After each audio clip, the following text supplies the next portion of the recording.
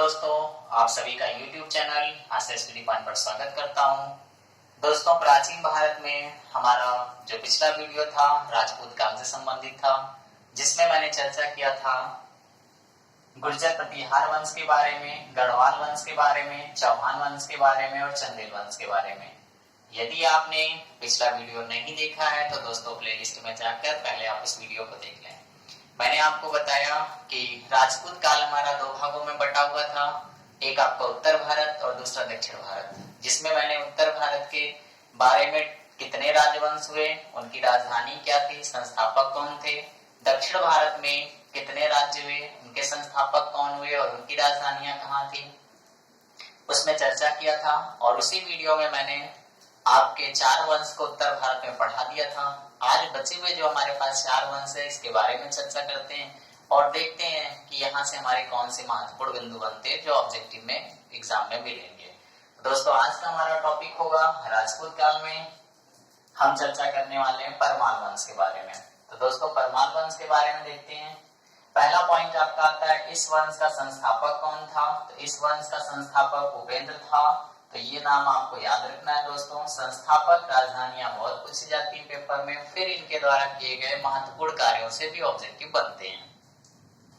इस वंश का महान शासक भोज हुआ, जिसने अपने राज्य की राजधानी उज्जैन से धार स्थानांतरित की। दोनों ही प्लेसों के बारे में दोस्तों बात करें तो इस समय मध्य प्रदेश में है, यानी एमपी में है। इसने जन कल्याण के लिए भोजसर और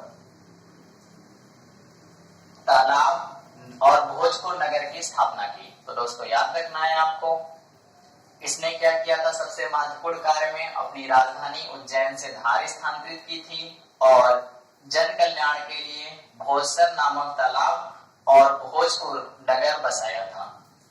इसके उत्तराधिकारी निर्बल और कमजोर हुए, जिसके कारण इस वंश का पतन हो गया। तो जो महत्वपूर्ण बिंदु हमारे हैं, संस्थापक उपेंद्र, महान शासक भोज द्वारा किया गया कार्य, उज्जैन से धार राजधानी स्थानांतरित और भोजसर और भोजपुर नगर को बसाया गया। दोस्तों, पाल वंश इंपॉर्टेंट टिक करिए, अक्सर क्वेश्चन पूछा जाता है। यहाँ से सबसे महत्वपूर्ण क्वेश्चन तो यही बनता है कि पाल वंश का संस्थापक कौन था। तो पाल वंश के संस्थापक के बारे में बात करें दोस्तों, तो 750 ईस्वी में पाल वंश की स्थापना गोपाल ने की। तो बहुत ही याद करना आसान है, पाल में गो जोड़ दीजिए तो गोपाल बन गया, यानी गोपाल वंश की किसने स्थापना करी, पाल वंश की स्थापना किसने करी, गोपाल ने की। तो सिंपल है, आप वहां पे देखेंगे पाल वंश गोपाल, ऐसे आप तैयार कर लें क्योंकि बार बार प्रश्न यहाँ से मिलता है। इस वंश का महान शासक धर्मपाल हुआ, जिसने भागलपुर बिहार में विक्रमशिला विश्वविद्यालय की स्थापना की। तो दोस्तों ये पॉइंट महत्वपूर्ण बन के आता है, विक्रमशिला विश्वविद्यालय।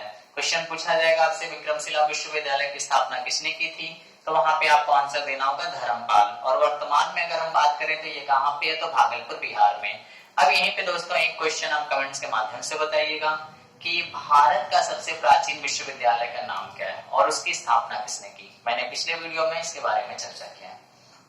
अब दोस्तों इसी आगे बढ़ते हैं तो हिंदू शाही वंश के बारे में देखते हैं क्या क्या जानकारी है।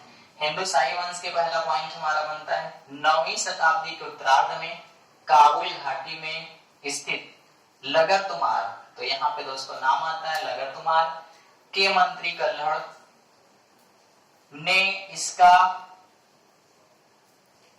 इसकी हत्या करके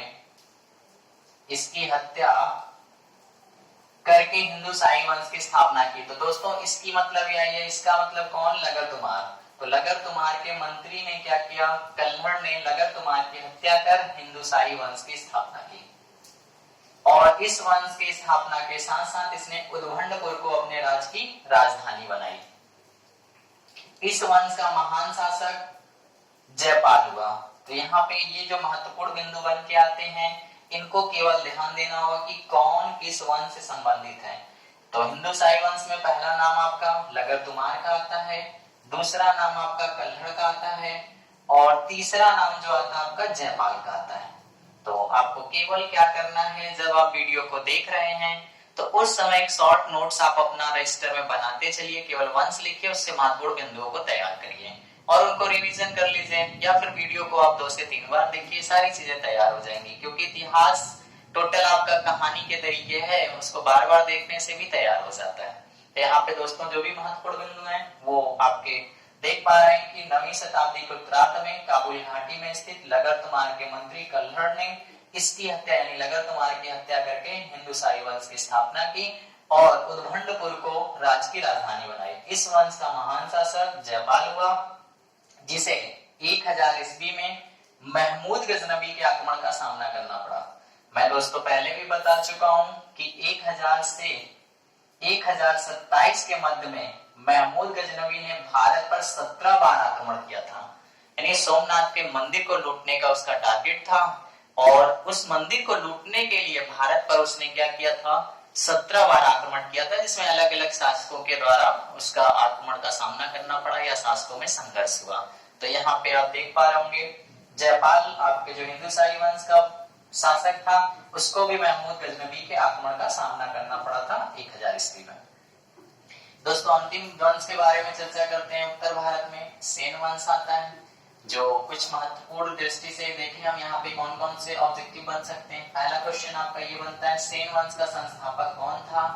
तो सामंत सेन। यानी कुछ वंश तो आपके ऐसे हैं जिनके संस्थापक अगर आप ध्यान दें तो उनके वंश से ही रिलेटेड है, इसलिए आप उनको ध्यान देंगे तो वो वंश आपको ऑब्जेक्टिव जैसे दिखेगा आपको वहां पे ऑप्शन समझ में आ जाएगा, यही राइट आंसर है। तो पहला पॉइंट क्या बनता है, सेन वंश का संस्थापक कौन था? सामंत सेन था। इसने अपने राज्य की राजधानी कहाँ बनाई थी? तो अपने राज्य की राजधानी लखनऊ बनाई थी, जो वर्तमान में पश्चिम बंगाल में स्थित है।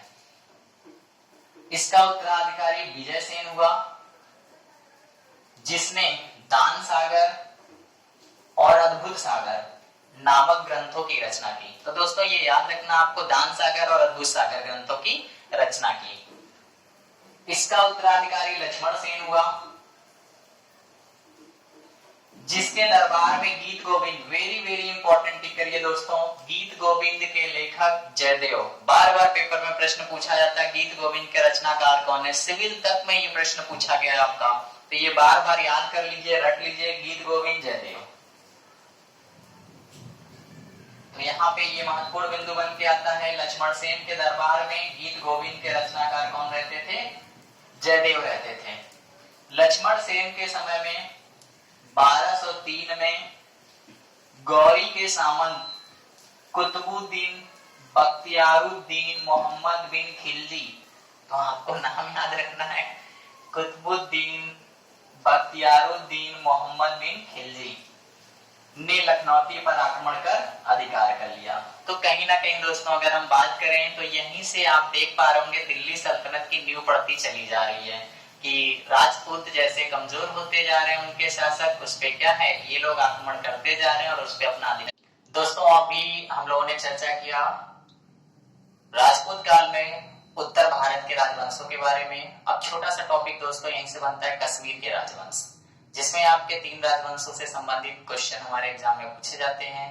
हम सभी देखते हैं इन वंशों से बनने वाले महत्वपूर्ण बिंदु। इसके बाद जो हमारा नेक्स्ट वीडियो जाएगा वो आपका दक्षिण भारत से संबंधित होगा। यानी हमने अभी कंप्लीट उत्तर भारत के बारे में चर्चा किया और अब चर्चा करते हैं कश्मीर के राजवंश के बारे में। इसके बाद जो नेक्स्ट वीडियो अपलोड किया जाएगा वो दक्षिण भारत से संबंधित होगा। तो दोस्तों देखिए, ये कश्मीर राजवंश हमारा एक स्वतंत्र राजवंश था, जिसमें 3 वंशों ने अपना शासन व्यवस्था को चलाई थी और इसके बारे में क्या जानकारी है, इससे संबंधित क्या क्या चीजें हैं, इसको देखते हैं। दोस्तों आप सभी ने प्रमुख लेखक का नाम सुना होगा कल्हड़ के बारे में। मैंने कई बार इस ग्रंथों के माध्यम से चर्चा किया है कि राजतरंगिणी कल्हड़ के द्वारा लिखी गया एक महत्वपूर्ण ग्रंथ है, जिसमें इतिहास की जानकारी के स्रोतों में अक्सर आप इनका नाम सुनते होंगे। तो दोस्तों कश्मीर के राजवंश के बारे में हम बात करें तो कल्हड़ की राजतरंगिणी से ज्ञात होता है कि 800 से 1200 ईडी तक कश्मीर में 3 राजवंशों, जिसमें करकोट वंश, उत्पल वंश और लोहार वंश ने शासन किया। तो दोस्तों अगर हम बात करें तो आपका उत्पल वंश और लोहार वंश एक ही थे, लेकिन हुआ क्या था कि उत्पल वंश की सत्ता समाप्त होने के बाद उन्हीं राजवंश में से लोहार वंश की स्थापना की गई थी। तो देखते हैं यहाँ से क्या क्या क्वेश्चन हमारे बनते हैं। तो पहले हम लोग चर्चा करते हैं कारकोट वंश के बारे में। कारकोट वंश में पहला पॉइंट आपका आता है 7वीं शताब्दी में दुर्लभ वर्धन ने इसकी स्थापना की। तो यहाँ नाम याद रखना आपका, कारकोट वंश का संस्थापक कौन था? तो दुर्लभ वर्धन था। किस शताब्दी के समय में या शताब्दी के लगभग इस वंश की स्थापना हुई? तो हम अगर टाइम देखें दोस्तों तो 800 से लेकर 1200 तक के बारे में बात करें तो लगभग 7वीं शताब्दी। महान शासक ललितादित्य मुक्तिपीड हुआ। तो ये नाम याद रखना है दोस्तों, ललितादित्य मुक्तिपीड। उसका रीजन है क्योंकि यहाँ से क्वेश्चन ये पूछता है कि कश्मीर में सूर्य का मंदिर या मर्तांड मंदिर का निर्माण किसने करवाया था? तो आपको इनका नाम बताना होगा। नेक्स्ट पॉइंट में लिखा भी है ये पॉइंट, इसने कश्मीर में मर्तांड मंदिर किससे संबंधित है? सूर्यदेव से का निर्माण करवाया था। तो यहाँ पे ये महत्वपूर्ण बिंदु है जो कई बार एग्जामिनेशन में प्रीवियस क्वेश्चन पूछा जा चुका है कि कश्मीर के मर्तांड मंदिर का निर्माण किसने करवाया था? तो ललितादित्य मुक्तिपीड ने करवाया था। किस वंश का शासक था? तो कारकोटी वंश का शासक था। अब दोस्तों आगे हम चर्चा करते हैं उत्पल वंश के बारे में। इस वंश का संस्थापक अवंती वर्मन हुआ। नाम याद रखना आपको, उत्पल वंश का संस्थापक कौन था? अवंती वर्मन था। महान शासक क्षवेंद्रगुप्त हुआ। महान शासक कौन? क्षवेंद्रगुप्त हुआ, जिसने लोहार वंशी कन्या विंध्या से विवाह किया। आप देख पा रहे होंगे यहाँ पे उत्पल वंशी का संबंध किससे? लोहार वंशी कन्या विंध्या से विवाह किया। क्षवेंद्र की मृत्यु के बाद रानी विंध्या ने 50 वर्षों तक शासन किया। तो जब तक रानी विंध्या थी या क्षवेंद्र थे तब तक ये वंश जो जाना जाता था उत्पल वंश के नाम से जाना जाता था। अब आगे होता क्या है, विंध्या की मृत्यु के पश्चात इनके भतीजे संग्राम सिंह ने उत्पल वंश के स्थान पर लोहार वंश की स्थापना की। तो दोस्तों यहाँ पे अगर हम बात करें तो उत्पल वंश को ही आगे बदल दिया गया किस वंश के रूप में? लोहार वंश के। अब हम देखते हैं लोहार वंश से संबंधित क्या क्या पॉइंट्स बनते हैं। तो पहला पॉइंट तो यही आपका निकल के आता है, लोहार वंश का संस्थापक कौन था? तो संग्राम सिंह थे। और लोहार वंश किस वंश की जगह पर आया था? तो उत्पल वंश के स्थान पर इसकी स्थापना की गई थी। संग्राम सिंह का उत्तराधिकारी श्रीहर्ष हुआ, जिसके दरबार में रहते हुए कल्हड़ ने, अभी मैंने आपको बताया कि कश्मीर के राजवंश के बारे में बात करें तो कल्हड़ का नाम आता है। और वो ग्रंथ कौन सा है? राजतरंगिणी है, जिसके बारे में जानकारी हमें वंश की किससे मिलती है? राजतरंगिणी से। तो जिसके दरबार में रहते हुए कल्हड़ ने राजतरंगिणी नामक ग्रंथ की शुरुआत की, जिसका उत्तराधिकारी जयसिंह हुआ, जिसके समय में राजतरंगिणी पूरी हुई।